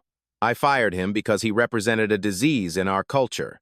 And if the market cannot tell the difference between leadership and outrage, then maybe it is time the market learned. Rachel typed every word as if documenting scripture. The tension in the room thickened, but it was the kind that precedes clarity. One of the older board members, a man named Leonard Price, adjusted his glasses and spoke with a voice that trembled slightly. Marcus, I have been with you since this company started. You know I respect what you have built, but people are afraid. They think this moment could divide the organization. Marcus met his gaze steadily. Then let it divide. Let it split between those who protect prejudice and those who protect progress. I would rather lead a smaller, honest company than a large, rotten one. The words landed like a hammer. For several seconds, the only sound was the faint buzz of the lights. Rachel watched as something shifted in the room, not agreement, not yet, but understanding. The fear that had dominated the meeting began to give way to something quieter and deeper. Respect. Marcus stood, pushing his chair back slowly. I did not call this meeting to comfort anyone. I called it to remind you that leadership is not about being liked. It is about being right when the cost of being right is high. He walked toward the window, hands clasped behind his back. The stadium stretched out beneath them, sunlight glinting off the seats like rows of polished mirrors. Out there, he said softly. 50,000 people watched me get told I did not belong. And then they watched what belonging looks like when it refuses to bow. That moment is bigger than any press release we could write. Denise spoke again, her voice quieter this time. So what do you want us to do, Mr. Hale? Marcus turned back to face them. I want each of you to look at your teams and ask one question. Would you have stood up last night? If the answer is no, then you have work to do. If the answer is yes, then prove it every day, in every decision. He moved back to the table and placed both hands on it. Starting today, no meeting will end without someone asking how our decisions impact the people who make this place run. No policy will be written without a voice from the ground floor present. And every executive here will attend a town hall next week to listen, not speak. The directors murmured, caught off guard. Harold frowned. You want us to face the staff directly? Yes, Marcus said, because if you cannot face them, you do not deserve to lead them. The silence that followed was different this time. It was not fear, it was realization. Slowly, Leonard Price nodded. Then, let us begin, he said quietly. Marcus gave a small nod of acknowledgement. Good, Rachel. Prepare the communication plan. Every department will receive a memo by noon. Yes, sir, Rachel said, her voice steady but filled with pride. Marcus looked around the table one last time. This is not a cleanup, he said. It is a correction. We will not patch over the crack. We will rebuild the foundation. He paused at the door, his voice lowering. And if that foundation scares you, then you were never standing on solid ground to begin with. He left the boardroom, the echo of his footsteps trailing behind him like punctuation marks to a declaration none of them would forget. Outside, the sun climbed higher, spilling over the stadium's steel arches. The air carried the faint memory of last night's chant, soft now, but persistent. Respect. It was no longer a demand. It was a direction. The elevator doors slid open with a soft chime, and Marcus Hale stepped out into the lower concourse. The day had brightened fully now. Sunlight poured through the wide glass windows, painting long lines across the marble floor.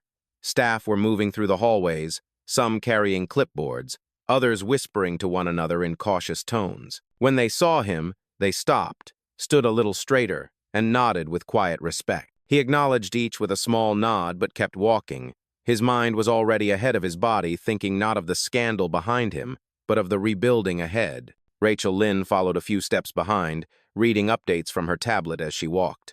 "Sir, the Respect Initiative has been approved for preliminary rollout," she said. "Department leads have confirmed attendance for the first town hall this afternoon. It will be broadcast internally." Marcus did not slow his stride. "Good. Make sure it is not a speech. I want it to be a conversation." Rachel looked up. "You are not going to lead it?" "I will start it," Marcus said, "then I will listen." As they turned the corner, the doors to the staff auditorium came into view. The space was already filling. Dozens of employees, ushers, security staff, janitors, clerks, technicians were taking seats, the air buzzing with both nerves and anticipation. A few held their phones up, discreetly recording the moment they knew would become company history. When Marcus entered, the chatter stopped instantly. He walked to the stage without fanfare, took no podium, no notes, no microphone. He simply stood at the center of the room and let the silence gather around him. Then he spoke. "Yesterday, I was told I did not belong in my own building." A murmur rippled through the room.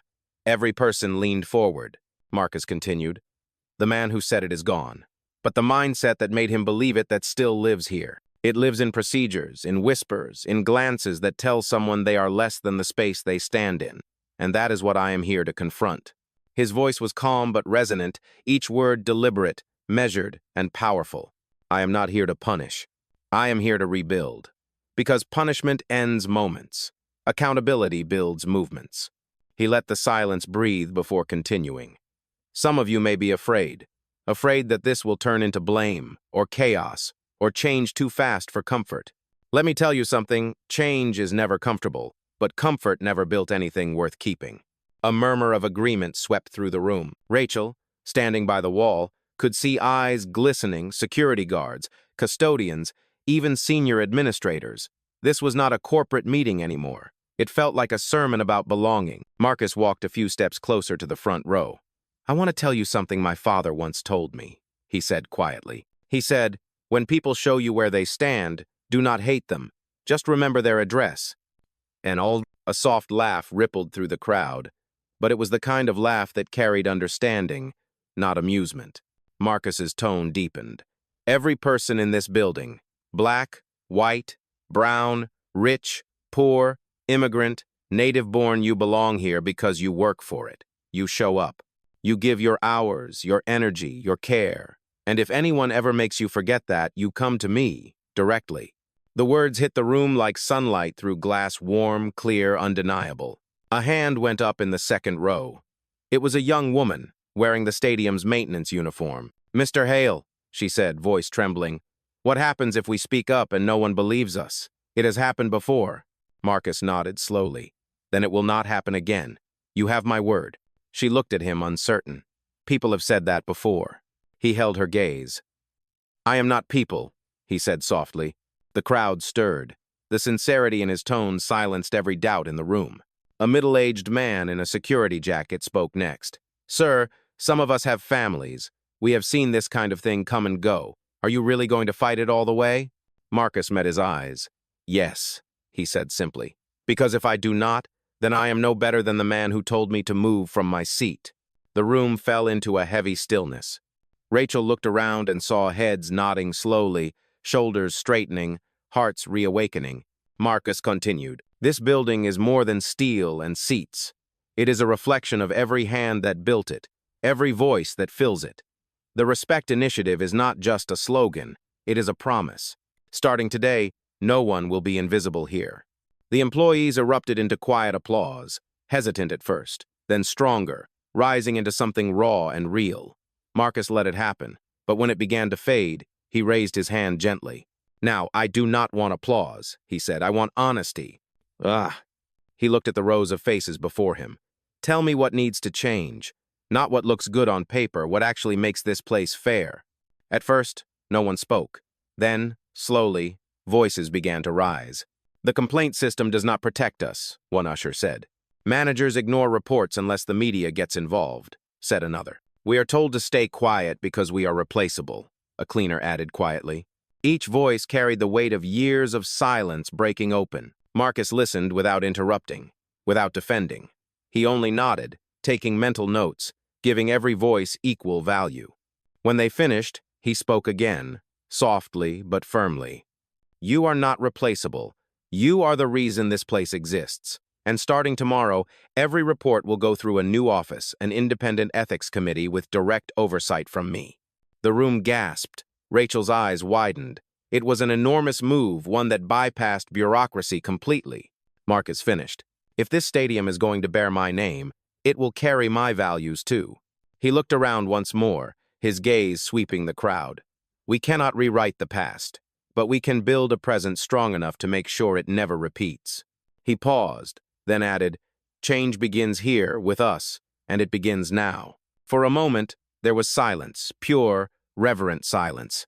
Then, one by one, the employees stood, not in obedience, but in unity. Applause filled the auditorium again, louder this time, deeper, echoing off the walls like a heartbeat finding its rhythm. Rachel caught Marcus's eye as the sound swelled around them. He gave a small, almost imperceptible nod, the kind that said, this is why. And for the first time in a long time, the word respect did not feel like a chant or a demand. It felt like a beginning. When the applause finally faded, the room did not fall back into its old silence. It held a different kind of quiet, alive, alert, the kind that follows revelation. People were not just listening to Marcus Hale anymore, they were believing him. He stood on the stage, scanning the crowd. Every face, black, white, brown, young, old, was lifted toward him, waiting. But Marcus did not speak again right away. He let them breathe in what had just happened, let the weight of belonging settle in the room.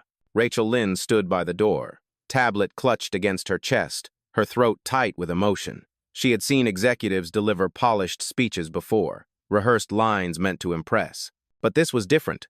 Marcus was not performing. He was testifying. After a long pause, he said quietly, what you feel right now, that spark in your chest, that is what power should feel like. Not control, not fear, just the freedom to exist without apology. The words rippled through the room. He stepped off the small platform and walked into the audience, moving slowly between the rows. You have spent years being told to stay in your lane, to keep your head down, to let management handle it, but look around you. He gestured across the crowd. You are management now. Every single one of you manages the culture here, whether you wear a suit or a uniform. The employees looked at each other, nodding. Marcus continued, so when you see injustice, do not wait for someone with a title to fix it. Fix it because it is wrong, not because it is profitable. There was another murmur of agreement, this time stronger. He stopped beside the young maintenance worker who had spoken earlier. What is your name? Maria, sir, she said softly. Maria, Marcus repeated, smiling faintly. You asked what happens if you speak up and no one believes you. From today forward, that question has an answer. They will believe you because I do. Her eyes filled with tears. Thank you, Mr. Hale. He nodded gently, then looked back at the room. The truth is, no policy, no committee, no initiative will mean anything if we forget that this building is made of people. That means every hand matters, every story matters, every voice counts. He walked back toward the front. I cannot promise this will be easy. There will be resistance. There will be people who say, he is trying to make everything about race, or he is ruining the company's image. Let them talk. Change has always made the comfortable uneasy. Rachel saw the crowd leaning forward, drawn in. Every word felt like an anchor sinking into something solid. Marcus's tone deepened. We cannot undo what happened last night, but we can decide what happens because of it. We can make sure that the next time someone is told they do not belong, there are 100 voices ready to say, yes, they do. The words hung in the air like a vow. From the back row, Elijah raised his hand. Mr. Hale, he said, does this mean we are part of the decision-making process now? Like, for real? Marcus looked at him with warmth. You always were, Elijah. The problem is, no one ever told you. A ripple of laughter and applause spread through the crowd.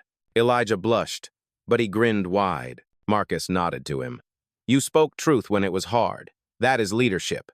Never forget it. Rachel watched as the room transformed in real time.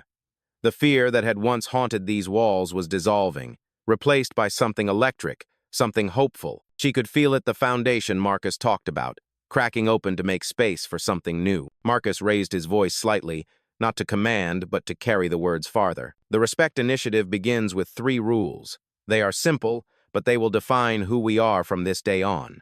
He lifted one finger. Rule number 1.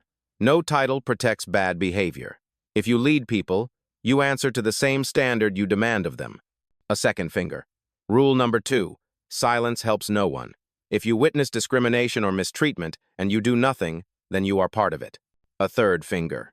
Rule number 3. Dignity is non-negotiable, not for guests, not for staff, not for me, not for anyone. The crowd broke into applause again, this time louder, longer, roar. Marcus let it rise before quieting them with a gentle hand. These are not just rules, he said. They are promises, the kind that outlive a moment, the kind that build legacy.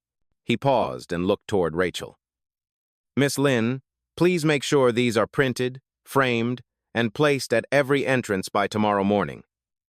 Let every person who walks into this stadium see who we are. Rachel nodded, her voice steady. Yes, sir, it will be done. Marcus looked back at the audience. Now, I have one more thing to say before we close. The room fell completely silent again. He said quietly, I do not want you to remember me for what happened last night. I want you to remember yourselves for how you chose to respond. You could have let it fade. You could have looked away. But instead you came here. You stood up. That is how real revolutions start, not with noise, but with choice. The applause that followed was thunderous, echoing off the walls like the roar of the crowd the night before. Marcus did not raise his hands or smile broadly. He simply nodded once, humbly, grounding the energy rather than absorbing it. As the employees began to stand, some came forward to shake his hand. Others simply placed a hand over their heart or whispered, "Thank you." Each gesture carried the same weight. Rachel stood near the exit, blinking back tears. She had worked under many leaders, but none who made her feel like this: seen, necessary, human. When the room finally emptied, Marcus lingered, standing alone at the center of the space that had just transformed from an auditorium into a movement. He looked at the rows of empty chairs, still vibrating with energy, and exhaled slowly. Rachel approached quietly. You know, she said softly, when people tell this story years from now, they will call this your legacy. Marcus looked at her, his expression calm, almost wistful. Legacy is not what they remember about me, he said. It is what they remember about themselves because of me. He started walking toward the door, the morning light streaming in through the wide windows ahead. Behind him, the faint echo of the employees' applause still lingered, a rhythm, a heartbeat, a promise that the walls of that stadium would never be silent the same way again. The corridors of the stadium felt different now. The air, once heavy with tension, carried a quiet steadiness. As Marcus Hale walked through, staff members stopped him not out of formality but gratitude. A young security guard shook his hand. A cafeteria worker nodded tearfully. An older janitor simply whispered, "Thank you for seeing us." Marcus responded to each one with the same calm humility, a handshake, a look in the eyes, a simple, "You deserve to be seen." By the time he reached the west entrance, sunlight was flooding through the tall glass doors, washing the marble floors in gold. Rachel Lynn was already there, standing beside a row of framed posters freshly installed overnight. Across each one were his 3 new rules, printed in bold black type above the company's seal. Rule number 1, no title protects bad behavior. Rule number 2, silence helps no one. Rule number 3, dignity is non-negotiable. Beneath them, in smaller letters, was a single line. Respect is not a slogan, it is a standard. Rachel turned when she saw him and smiled faintly. They finished printing at 5 this morning, she said. Every entrance, every hallway, every staff office will have one by the end of the day. Marcus looked at the posters for a long moment. Good, he said softly. Let the walls do the talking when I am not here. Rachel hesitated. Sir, people are calling this movement the Hale Standard. He gave a quiet laugh. That is flattering but unnecessary. The world does not need another name. It needs another mirror. She smiled. Still, it is spreading. Other franchises are reaching out. They want to implement similar policies. Marcus looked out at the sunlight beyond the doors. That is the point, Rachel. Change should not stop where the glass ends. As they stepped outside, the cool air hit their faces. Across the parking lot, local news vans were stationed by the gates, cameras poised but waiting respectfully. When Marcus appeared, reporters began calling his name. He raised a hand in acknowledgement but did not approach them. Rachel lowered her voice. "They will want a statement." "They already have one," he said. "Everything worth saying was said last night and lived this morning." They began walking toward his car. The noise of the city had started to wake around them. Honking horns, footsteps, a street musician warming up on saxophone. For a brief moment, Marcus stopped and listened. "Do you hear that?" he asked. Rachel frowned. "Hear what, sir?" "The ordinary," he said quietly. "That is what peace sounds like when it is real." Rachel smiled faintly, realizing what he meant. The world had not stopped for him, it had continued, but slightly better, slightly clearer. A familiar voice called out from behind them, "Mr. Hale!" They turned to see Elijah jogging across the lot, breathless but smiling. "Sir," he said, "I just wanted to thank you. My dad saw the live stream. He said to tell you he is proud of the man running the place he helped build." Marcus's face softened. "Tell him I am proud of him too. He built more than walls. He built belonging." Elijah nodded, his eyes glinting in the Sunday. "Sir, he also said something else. He said, 'Justice sounds different when it wears a suit.'" Marcus chuckled quietly. "Your father is a wise man." "Yes, sir, he learned it the hard way," Elijah said. Marcus's voice turned gentle. "We all did." They stood there for a moment, the young usher, the executive assistant, and the CEO, 3 lives connected by a single night that had forced a system to look at itself. Rachel looked at Marcus. "What happens next, sir?" He gazed at the skyline for a moment before answering. "Next, we make sure this is not just a headline. We build until equality stops being news." A breeze rolled through, carrying the faint echo of the crowd's chant from the night before. "Respect." Marcus glanced up at the towering arches of the stadium, their steel frames catching the light like something eternal. "Do you know what the best part of last night was, Rachel?" he asked quietly. She shook her head. "What, sir?" "It was not the apology. It was not the applause," he said. "It was realizing that the seat they told me to leave was never theirs to give." Rachel's expression softened. "That line belongs in history books." Marcus smiled, the morning sun reflecting in his eyes. "No, Rachel, it belongs in people's hearts. That is where change begins."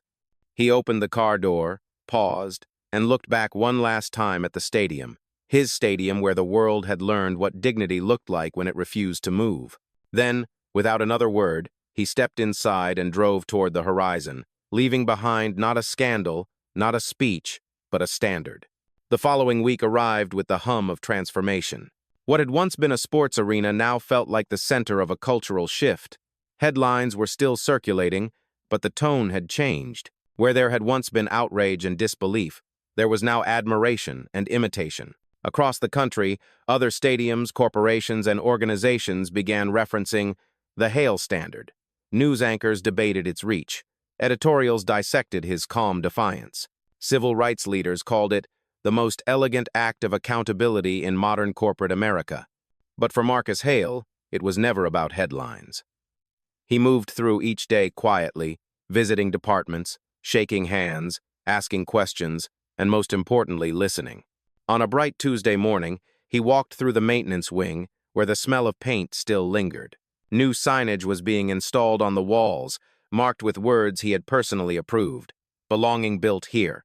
As he moved through the corridor, Maria, the maintenance worker who had spoken up during the town hall, looked up from her toolbox. "Mr. Hale," she said, smiling nervously, "I did not expect to see you down here." Marcus smiled back. "This is where the real work happens, Maria. I should be here more often."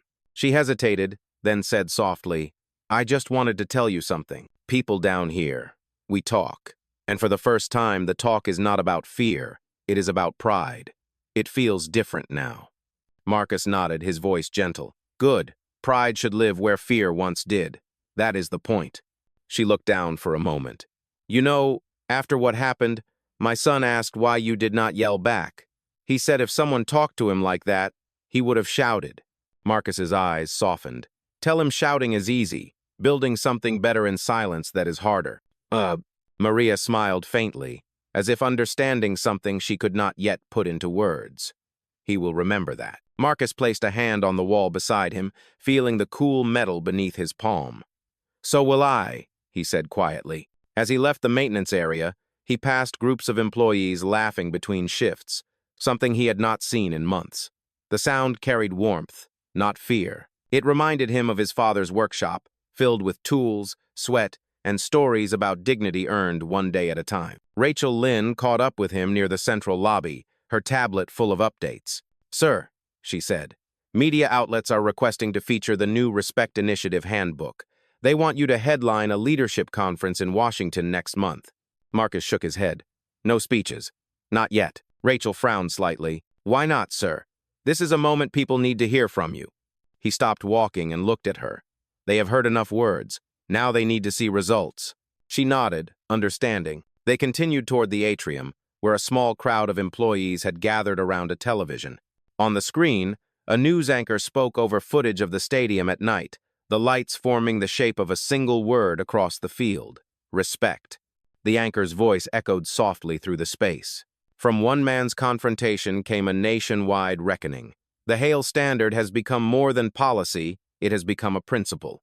The staff clapped quietly, proud but humbled. When they noticed Marcus, they stepped aside to let him pass. One of them, a young intern, spoke up shyly. "Mr. Hale, is it true you refused every interview?" "Yes," Marcus said. The intern looked puzzled. "Why?" Marcus smiled gently. "Because I am not the story. We are." Oh. The answer settled over the group like sunlight breaking through clouds. Later that afternoon, Marcus stood once again at the glass wall of his office, looking out over the field. The seats below gleamed under the noon light, but what drew his eye most was the large banner being hung across the entrance gates. It bore the new company motto, "The seat is not a privilege, it is a promise." He watched as workers secured the banner, their laughter rising faintly over the hum of machinery. It was a small sound, but to Marcus, it was the sound of healing. Rachel stepped beside him, her voice soft. "You built more than a company, sir. You built a culture." Marcus looked out over the horizon, eyes calm but resolute. "No," he said. "We just remembered one." He stood there for a while longer, letting the golden light flood the glass. The world outside was still flawed, still learning, but at least now, it was listening. And for Marcus Hale, that was enough to keep building. Evening fell over the city, the sky turning the color of polished bronze. From the top floor of the stadium, the lights below glowed like constellations, each one a small reminder of the thousands of people whose voices now filled this place differently. Marcus Hale stood by the glass wall of his office, jacket draped over the back of his chair, his tie loosened. For the first time in days, there was stillness. No reporters, no meetings, no noise, only reflection. He looked down at the field that had once been the scene of humiliation and realized something profound. It no longer carried the sting of that moment. It had become sacred ground where a man had been disrespected, but dignity had stood taller. The door opened softly. Rachel Lynn entered with a folder in hand. "Sir," she said, "the latest audit results are in. Complaints have dropped by 60%. Employee engagement is up by 35%. And over half the staff signed up to volunteer for the new mentorship program." Marcus smiled faintly. "That is progress." Rachel stepped closer, hesitating before she spoke. "There is one more thing. The mayor's office called. They want to rename the main plaza outside the stadium. They want to call it Hale Square." Marcus turned from the window, his expression calm but firm. "No." Rachel blinked. "No?" He shook his head. "Names fade. Principles stay. Tell them to name it something that belongs to everyone." She thought for a moment. "What would you suggest, sir?" Marcus looked back toward the field, the lights shimmering against the grass. "Call it the Equality Walk. Let every child who visits know what this place stands for, not who owns it." Rachel smiled, emotion catching in her throat. "I will tell them." He gave a small nod. "Good. Then let us close the day the way we began it, with respect." "Isr." As she turned to leave, the city lights reflected off the window, painting Marcus's silhouette in gold. He whispered to himself, almost inaudibly, "They told me I did not belong in that seat. Now that seat belongs to everyone." Outside, the stadium lights dimmed slowly, but the message they carried remained bright etched into the night like a promise fulfilled. A gentle rain began to fall over the city that night, tapping softly against the glass walls of Marcus Hale's office. The sound was rhythmic, steady like a quiet applause from the sky itself. Down below, the stadium lights reflected against the wet pavement, turning every puddle into a mirror. It was as if the world was reflecting back what it had learned: humility, courage, and change. Marcus sat at his desk, a single lamp casting a warm circle of light over scattered papers, and the photograph Elijah had given him, the one of his father, standing outside the construction site all those years ago. He picked it up again, tracing the edges with his thumb. The faces in the photo smiled back at him, proud, unshaken, timeless. He whispered softly, "We did it, Dad. One brick at a time." Rachel entered quietly, holding 2 cups of coffee. "Still here, sir?" Marcus smiled faintly. "Just thinking about beginnings." She placed a cup beside him. "Tomorrow is the first Equality Walk ceremony. The city is expecting over 10,000 people." He nodded. "Then tomorrow belongs to them." Rachel hesitated. "You know, sir, this could have gone so differently. If you had lost your temper that night, none of this would have happened." Marcus looked out at the glowing field. "That is the thing about anger, Rachel. It burns fast, but dignity endures." Outside, lightning flickered across the horizon, lighting up the arches of the stadium for a brief, breathtaking moment. Marcus rose, buttoning his jacket. "Let us rest," he said quietly.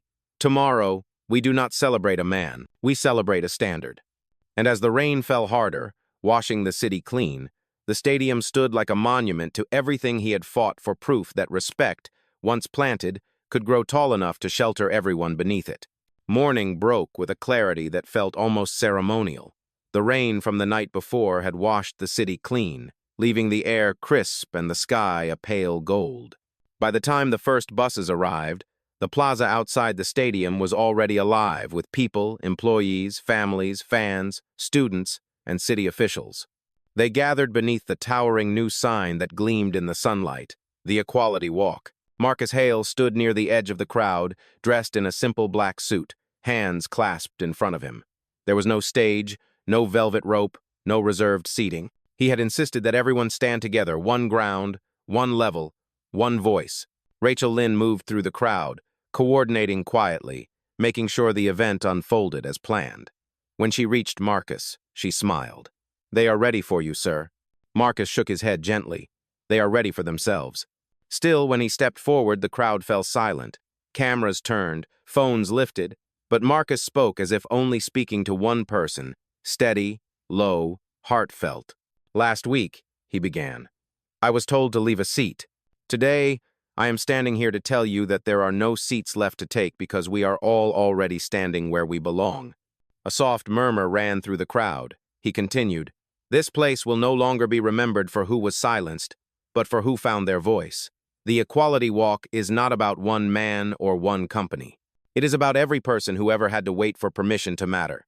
You no longer need permission."